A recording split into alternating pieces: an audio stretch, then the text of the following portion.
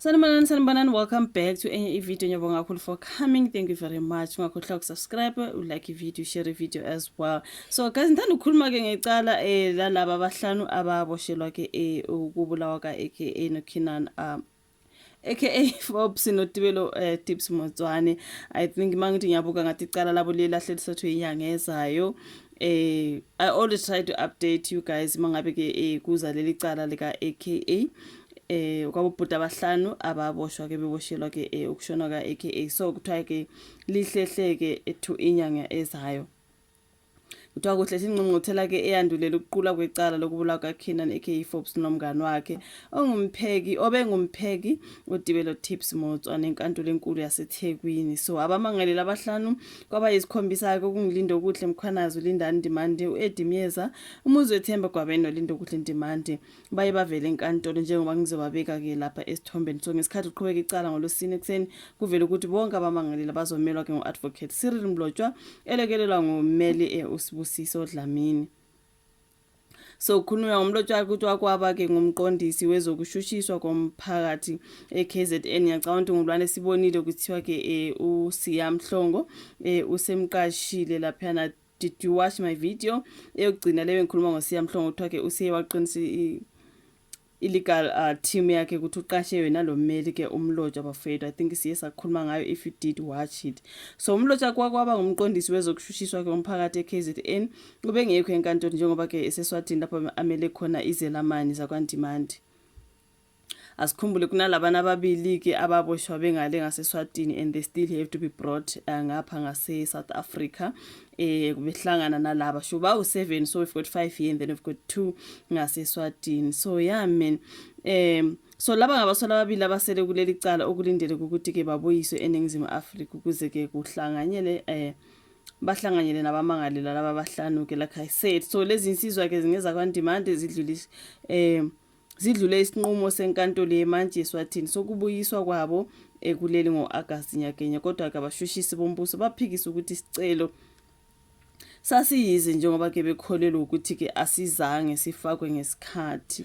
So I think ngiyengaza ngodaba lobhuti bakwaNdimande ukuthi ngathi abathanda ukuze eMzansi bathi ngcono babe ngale engaseSwatini. So I can see the dragation of the everything here ukuthi wow, you know what I mean. So inkantolo ephakeme ke yaseSwatini yona ayizange ke ivumelane nabo, kodwa ke abashushisi badlulisela icala enkantolo ephakeme ke yokudluliswa kwamacala ngolwesine. So lokhu kuphoqa ukuthi kuhlehliswe ingqungquthela ke yezendlalelo zokuqulwa kwecala eliqhubeka eThekwini kuze kube ke ngoJune 12 nonyaka. So which means icala labo lilahlehla again bafowethu. There's just a whole lot when it comes to ke leli cala lokubulawa ka aka no Tips. So yeah man, angazi boze babuye nini nalabana baseSwatini bafowethu. I think bona bajabulela nje ukuba ngale kwathiwa abantu basaba amaphoyisa lana allegedly. Okay, so yeah man, yona update enginayo ke when it comes to ke icala lokubulawa ka aka asidlulele ke kolunye udaba. Kunodaba ke lukalobhuthe kuthiwa uScott Maphuma. Angazi uScott Maphuma bafethu bekudala itrend yakhe bafethu kuthiwa ke ya uRude when it comes to ama-fans wakhe South Africa is cancelling him. Kuningi nje ngoScott Maphuma bafethu kuthiwa ke umuntu ke lo ongawaboni ngeso nje ama-fans. So angazi kuningi kuloko kuvela ngiloku ngikubona it just angizange ngenza ama-video ngaye because bengingamazi lo bhuti okuthiwa nguScott Maphuma, right? But bengiloku ngibona ke bethi uyadelela aka-respect ama-fans. Ngabona ivideo kaSomizi ayenzile ngayo lo bhuti, ngabona nje ama-video abantu abambalwa. Bengiloku ngizama ukuthi ngilandelele udaba lwakho ukuthi uScott Maphuma and what does he do. He's a musician, he's a celebrity. Kuningi nje abamxeka ngakho abalandeli bathi hayi uRude yadelela futhi nje uyazitshela yonke leyo nto bafethu.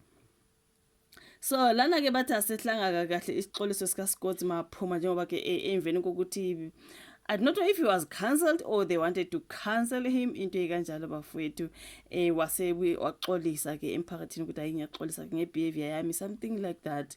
So ukuthi isicelo sakhe ke sokuxolisa ke sikaScott Maphuma asenze ku-Instagram exoxa no-producer uMaphorisa kunaloko leli jongo ke ogama la ngempela nguMpho Innocent liboja o libajwa lisifakele esikhulu isicwacwa kubalandeli belisola ke ngokukhukhumala nokuzazisa okungenasidingo. uScott yena bathi wazidonsela amanzi ngomsele kubalandeli bakhe ngokulandela impendulo ayikhipha ngokusabalala kwevideo esemcimbini lapho kuthe sephuma estage kwakhona umlandeli wesifazane oze kuyena ethi uyomjabulela ngokumanga. uMaphuma wamchizela wasuka lapho wazihambela eshiya lo mlandeli ekheqile futhi kubonakala nje ukuthi uphoxekile. So yeah. kunzima bafethu. So iyona ke into eyafaka ke uScott Maphuma enkingeni. So abantu abaningi basixekile kisenzo sakhe akuphelanga isikhathi ke esingakanani. uScott waziphendulela ngombhalo ke ku-Instagram ethi sokungokugcina ke manje Paula ngalezi izinsolo zasolwa ngakho. Uthe abantu kumele bamukele ukuthi akayona imali ngeke azathande nguye wonke umuntu. Futhi ngeke akwazi ukumelana ke nencindezi yokungakwazi ukuphila impilo yakhe ngendlela afisa ngayo. Udaba lwakhe ke luthathe elinye igxathu ke abathandi bomculo bebonisa ukungamamukeli emcimbini ebenandisa kuwo ke ngempela sonto. Ungene stage washaya amanona akathanda kakhulu kwawunya kubantu kwangathi uculela izindonga nje kuphela. Wow. So lithe liqala ke lelisonto kwacaca ukuthi abantu abafuni nokuyizwa indaba yakhe ngokushuthi mhlambe nalapha ade becomplaina khona bephendula ngokudelela, you know what I mean, ebonisa nje nokungabi na sorry for whatever he did or whatever he said, you know what I mean. So yeah, kuthe kwacaca ukuthi abantu abafuni ukuyizwa indaba yakhe kwale noma uza kwabo kumaphorisa emnikeza inkundla yokuxolisa waba ngumuntu ozenzisayo. So lokhu kuxolisa kwakhe akuyitholanga ke indawo kubalandeli ngoba ke buye wafaka ivideo ecula ethi bathi ngiyazitshela ngiphakeme nokuyinto ebhebhedekise ulaka ke again kubalandeli. Bathi Sikosi Maphuma bengingamazi nokumazi bafowethu.